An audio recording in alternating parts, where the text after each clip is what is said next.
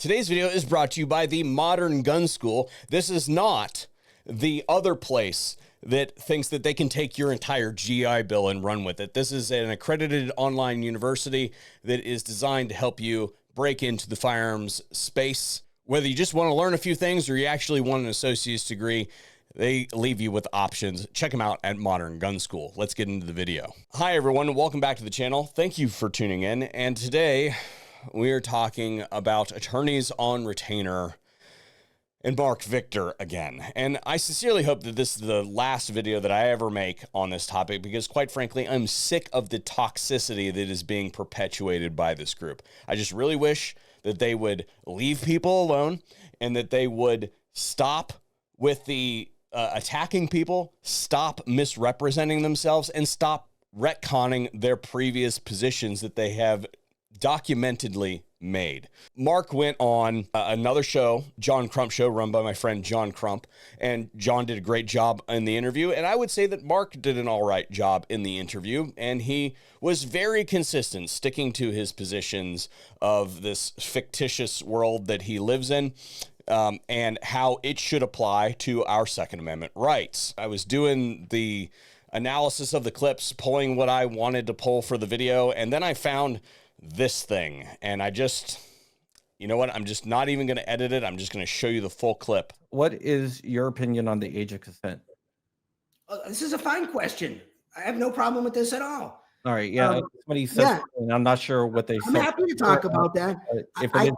Let me give you my answer. Again, this is Marc's position. I think that just like I said with firearms, I think people mature at different rates. I think if somebody is under 18 and they still have the mental capacity to consent to sex or to have a firearm where they don't put other people in danger, I think that's fine. This is a great example. Some states have 18, some states have 17. There's one or two, I think, that have 16. Some states could say 19. There are some things that you have to be 21 for. There isn't a right answer on what the age of consent should be. What I would prefer, if I was in charge, here's what I would do. I would say, here's a number over which, unless there's some kind of mental disability, right? Because you could be mentally incompetent at any age, but assuming there's no mental disability, if you're over 18, you're a competent adult. If you're between 18, 17, 16, somewhere in that range, I would say we have to have a case-by-case hearing. I would say, we have to get experts and bring in witnesses, and the judge should decide if this person is a competent adult or not. I think there are people who should be found to be competent adults at that age. And then I think below that age, I think there's probably an area below that, maybe 15 and below, that, sorry, you're not a competent adult at that age. So I think that allows a little flexibility to recognize that people mature at different rates. And I think that's fine. The concept is we want enough capacity so people can understand what they're consenting to and make a rational choice. So a 14, 15-year-old never, right? Yeah, I think my personal view is that's too young. That's too young. Okay. That's what I wanted to clarify because I heard some disturbing stuff and I was like, well, I don't know what's so disturbing about that. For me, it would be the same analysis as for a firearm. If you can if you're under 18 and you might be safe and had training, it may be fine for someone under 18 to be in an unsupervised possession of a firearm because they don't present a substantial risk to other people. What I'm talking about is like the age of like 14, 15. Look, I think that's too young, but if some community said 15 is reasonable, I mean, I disagree with them, but I don't know that I would go to war with them over it. There are places, there are different cultures on the planet that have different views of things.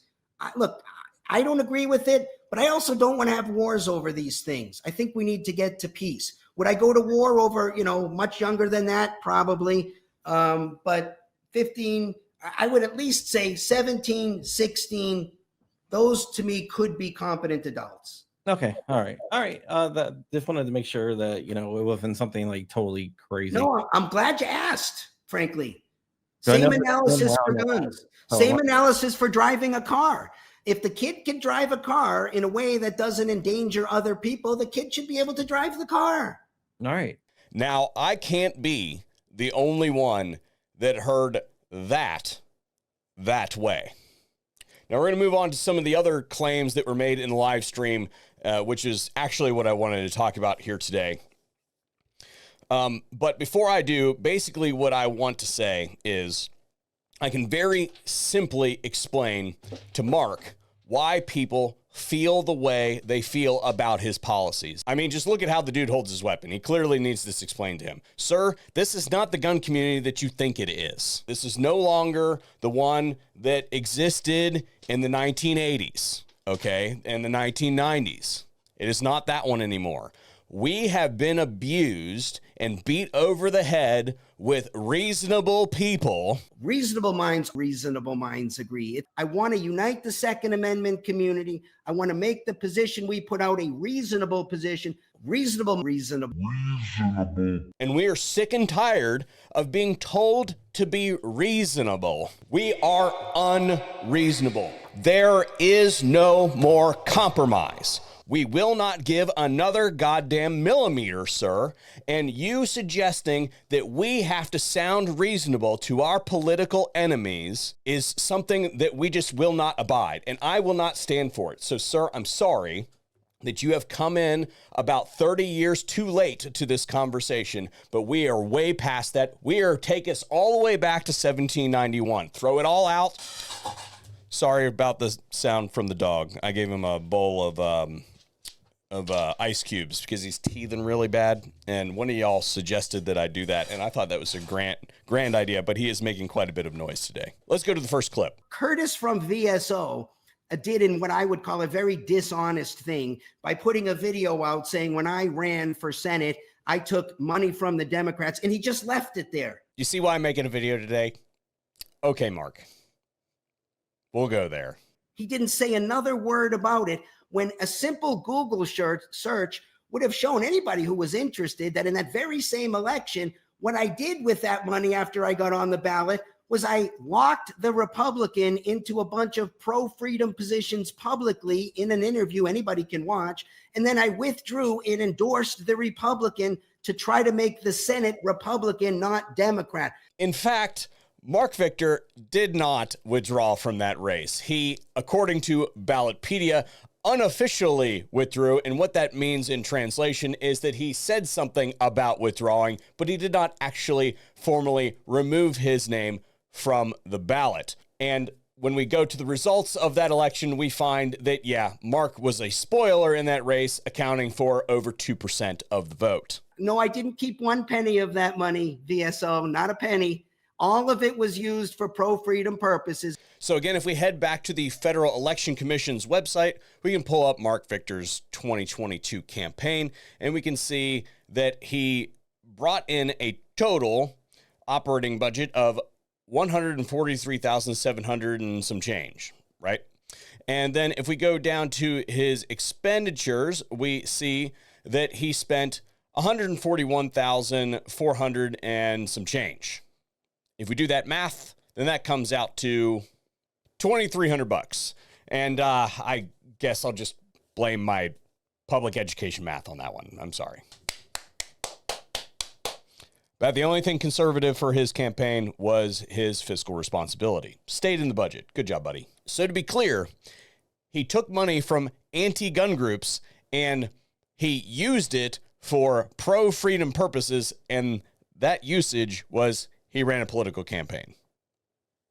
It would have been a very hardcore pro-freedom commercial, like every stand I took on every issue in that campaign. Watch my debate. There was a nationally televised debate. That's what I did with the money. I ran a campaign that was by far the most hardcore pro-freedom position that was available. What were some of those positions, you might ask? Well, it just so happens that through the power of the internet, we have resurrected his since deleted campaign website. Great statements like you can be deemed dangerous just by having a gun.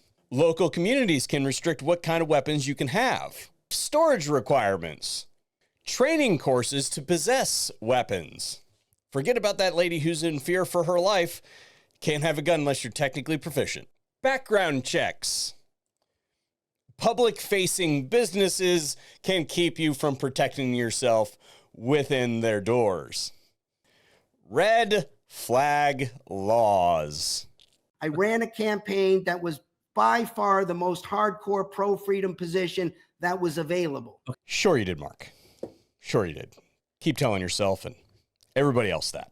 Today's word is retcon. Stands for retroactive continuity. In a film, TV series, or other fictional work, a piece of new information that imposes a different interpretation on previously described events, typically used to facilitate a dramatic plot shift or account for an inconsistency. Some of us would just call that lying. And speaking of lying, I have one more clip for you today. And you don't get to do that with a car. It's exactly the same with a firearm. The analysis is the same rule. Oh, I'm sorry. Wrong clip. That's where Mark compared the privilege of driving a car to the right of owning a gun.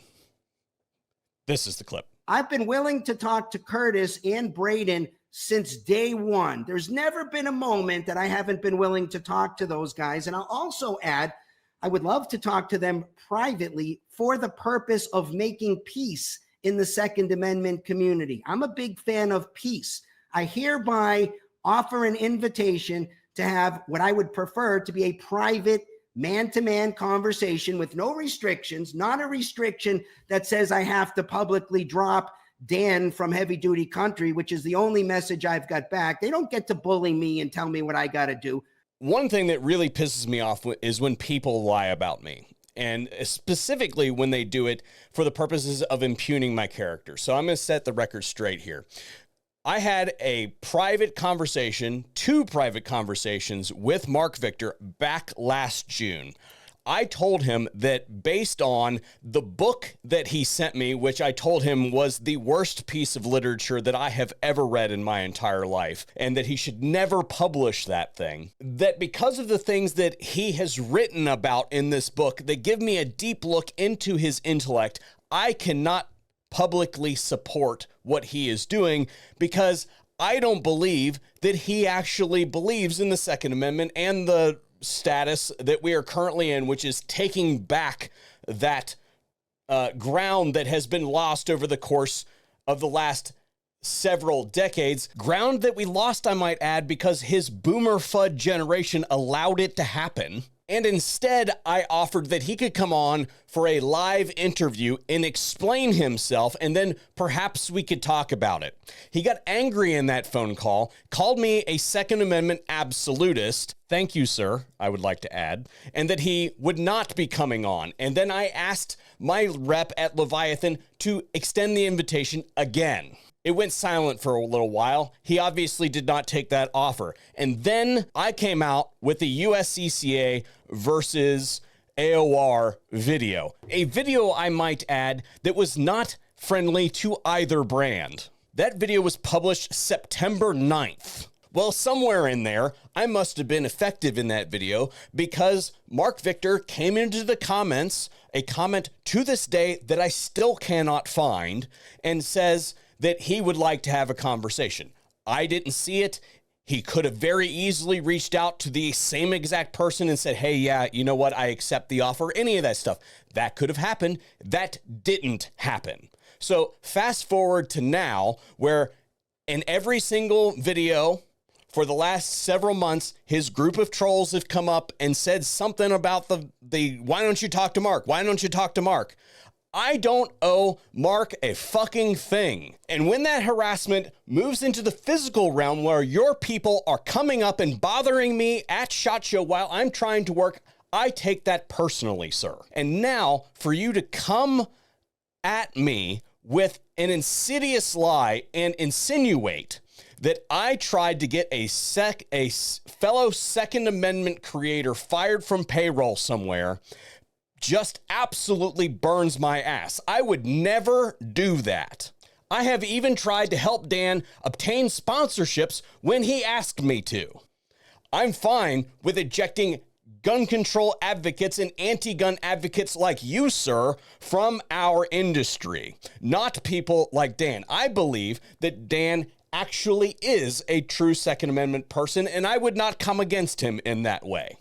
I think that he should take all of the money that you are offering him because it's better in his pocket than yours. I think you said something about that in one of your videos somewhere about how you took money from somebody and put it to righteous purposes or some crap like that. So I would say the same thing to everybody else who is currently working with AOR. Get your money. Take it. Use it for something, because I know that you'll do a better job of it. Because the bottom line is, whenever you think about the worst people in the world, the very top are the politicians. And then right underneath of them are the attorneys and the insurance agents. And Marc Victor is technically all three of them.